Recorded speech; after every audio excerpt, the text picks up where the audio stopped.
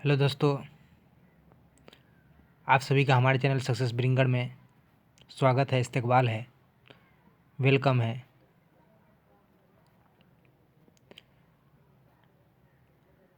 आज हम एक बार फिर से हाजिर हैं आप लोगों की खिदमत में नया टॉपिक, नई जानकारी लेकर। आज की नई जानकारी और टॉपिक मुतल्लिक है बिहार एसएससी उर्दू अनुवादक एग्ज़ाम 2019। इस एग्ज़ाम में जो टॉपिक से सवाल पूछे जाएंगे उसमें एक ट्रांसलेशन और तर्जुमा है। इसी टॉपिक से रिलेटेड, ट्रांसलेशन से रिलेटेड आप लोगों को कुछ जानकारी देने की कोशिश करेंगे। तो ये इक़्तिबास आप लोगों को स्क्रीन पर दिख रहा है।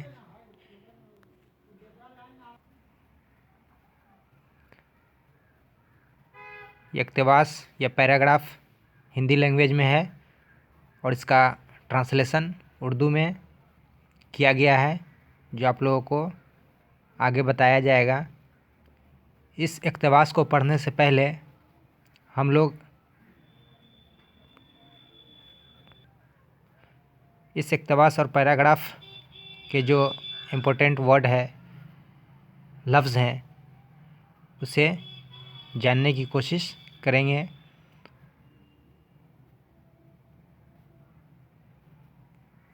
तो चलिए देखते हैं इम्पोर्टेंट वर्ड्स, जो हम अल्फाज हैं, जो ट्रांसलेशन करने में मददगार साबित होगा। तो सबसे पहले देखते हैं वो अल्फाज इस ट्रांसलेशन से मुतल्लिक।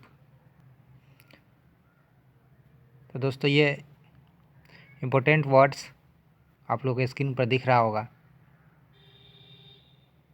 तो पढ़ते हैं। उर्दू में कायनात लफ्ज़ है और इसे हिंदी में इसका मीनिंग होता है संसार। उर्दू में तारीख़ लफ्ज़ है, इसका मीनिंग होता है इतिहास। दौलत को हिंदी में धन कहते हैं। हमेशा को सदैव लिखा जाता है। उर्दू लफ्ज़ गवाह है तो हिंदी लफ्ज़ साक्षी कहा जाता है। आदमी को व्यक्ति कहते हैं, काम को कृति कहते हैं, गैर फ़ानी को अक्षय कहते हैं।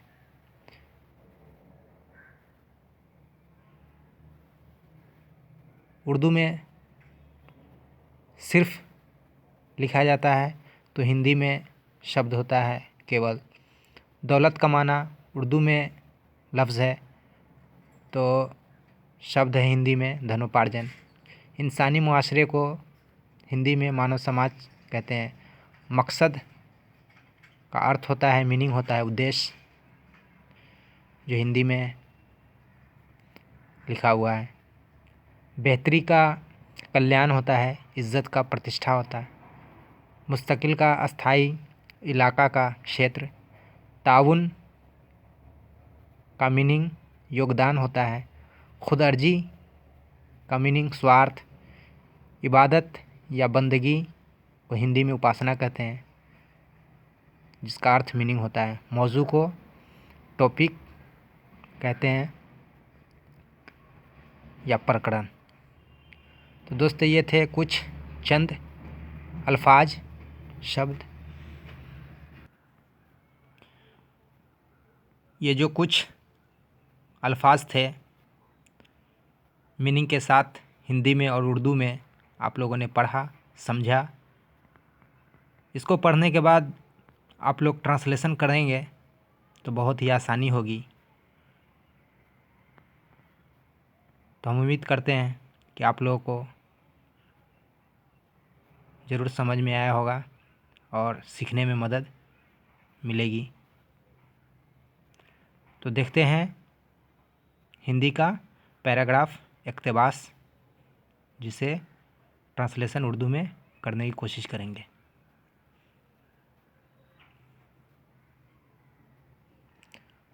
तो दोस्तों, ये है हिंदी का पैराग्राफ इक़्तिबास। तो पढ़ते हैं। इस संसार में धन ही सब कुछ नहीं है, धन की पूजा सदैव नहीं होती। इतिहास साक्षी है उन व्यक्तियों की कृति अक्षय है जिन्होंने केवल धनोपार्जन में अपना जीवन ही नहीं बिताया, बल्कि ऐसे कार्य भी किए जिनसे मानव समाज का कल्याण हुआ। जिन लोगों का उद्देश्य केवल धन बटोरना रहा है, उनकी प्रतिष्ठा अस्थायी नहीं रही है। पूजा उन्हीं की गई है जिन्होंने मानव समाज की भलाई की और उसके कल्याण के क्षेत्र में योगदान दिया। जिन्होंने धन को ही सब कुछ समझा, किसी ने जाना तक नहीं कि वे कौन थे और कहाँ गए। मानव समाज स्वार्थ की उपासना नहीं करता। तो दोस्तों देखिए और इसे पढ़ने की कोशिश कीजिए। आप लोगों को हमने पहले ही बता दिया है जो महत्वपूर्ण शब्द और जो अहम अल्फाज थे उसे उर्दू में कैसे लिखेंगे और हिंदी में कैसे लिखेंगे, उसके मानी क्या होंगे, तो आप लोग पहले ही समझ चुके होंगे। हम उम्मीद करते हैं कि आप लोगों को किसी तरह की परेशानी नहीं होगी जब हम इसका उर्दू अनुवाद और उर्दू में तर्जुमा करेंगे। सबसे पहले पैराग्राफ इक़्तिबास को अच्छे से समझें और पढ़ें ताकि किसी तरह की दिक्कत आप लोगों को तर्जुमा करते समय और करते वक्त नहीं हो। तो चलिए उर्दू में इसका तर्जुमा करने की कोशिश करते हैं।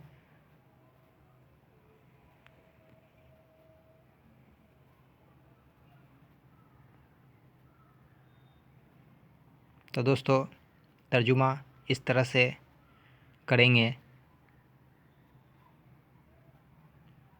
आप लोग अच्छे से पढ़ पा रहे होंगे। तो चलिए शुरू करते हैं। इस कायनात में दौलत ही सब कुछ नहीं है, दौलत की इबादत हमेशा नहीं होती। तारीख़ गवाह है उन आदमियों का काम लाज़वाल या गैर फ़ानी है जिन्होंने सिर्फ़ दौलत कमाने में अपनी ज़िंदगी बिताया, बल्कि ऐसे काम भी किए जिनसे इंसानी माशरे की बेहतरी हुई। जिन लोगों का मकसद सिर्फ़ दौलत इकट्ठा करना रहा है, उनकी इज़्ज़त मुस्तकिल नहीं रही है। इबादत उन्हीं की गई है जिन्होंने इंसानी माशरा की भलाई की और उसकी बेहतरी के इलाके में ताउन किया।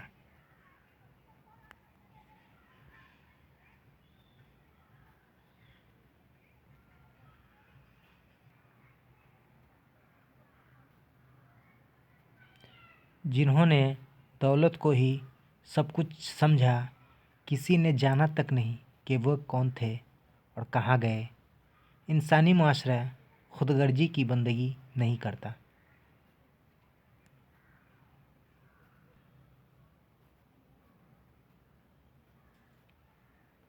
तो दोस्तों ये थे उर्दू से हिंदी और हिंदी से उर्दू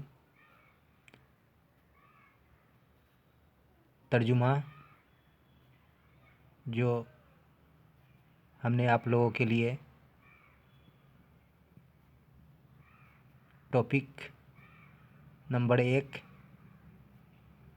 लेकर आए और आप लोगों को सीखने में और सिखाने में मदद करने की कोशिश की। तो हम उम्मीद करते हैं कि इससे आप लोगों को सीखने में मदद मिले होगी, आप लोगों ने कुछ जानकारी पाई होगी।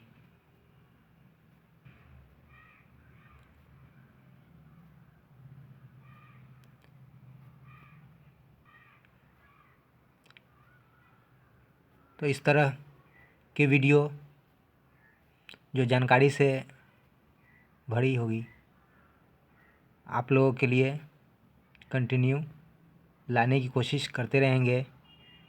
आप लोगों की जानकारी को बढ़ाने में हम मदद करते रहेंगे, और जो आप लोगों की तैयारी है उसमें हम मदद करने की कोशिश करेंगे। तो हमारे साथ जुड़े रहिए और वीडियो को कंटिन्यू देखते रहिए।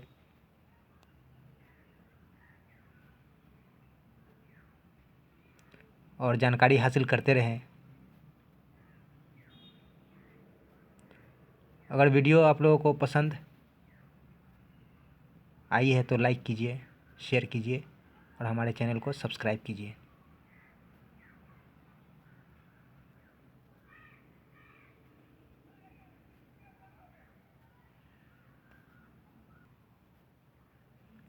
दोस्तों, एक बात आप लोगों को बता दें कि तर्जुमा और ट्रांसलेशन करने के लिए आप लोगों को वर्ड जानना, चाहे वो हिंदी का हो, चाहे इंग्लिश का या उर्दू का, बहुत ज़रूरी है। आप लोग का वर्ड पावर जितना ही अधिक होगा, ज़्यादा होगा, आप उतने ही अच्छे से ट्रांसलेशन करने में माहिर हो सकेंगे और ट्रांसलेशन अच्छे से बना सकेंगे। अगर वर्ड पावर कमज़ोर है, अगर ज़्यादा अल्फाज नहीं जानते हैं, चाहे वो हिंदी, उर्दू, अंग्रेज़ी का हो, तो ट्रांसलेशन करने में मुश्किल आएगी, ज़्यादा तर्जुमा नहीं हो पाएगा। तो हमारी गुजारिश है कि आप लोग ज़्यादा से ज़्यादा वर्ड पावर करें उर्दू, हिंदी, अंग्रेज़ी का, ताकि अच्छे से तर्जुमा हो सके, बन सके और ट्रांसलेशन बनाने में मदद मिल सके। इसी उम्मीद के साथ आप लोगों की तैयारी अच्छी होती रहे, आप लोग अपने मकसद में कामयाब हो, आपसे ज़्यादा चाहेंगे। वीडियो देखने के लिए शुक्रिया। खुदा हाफिज़।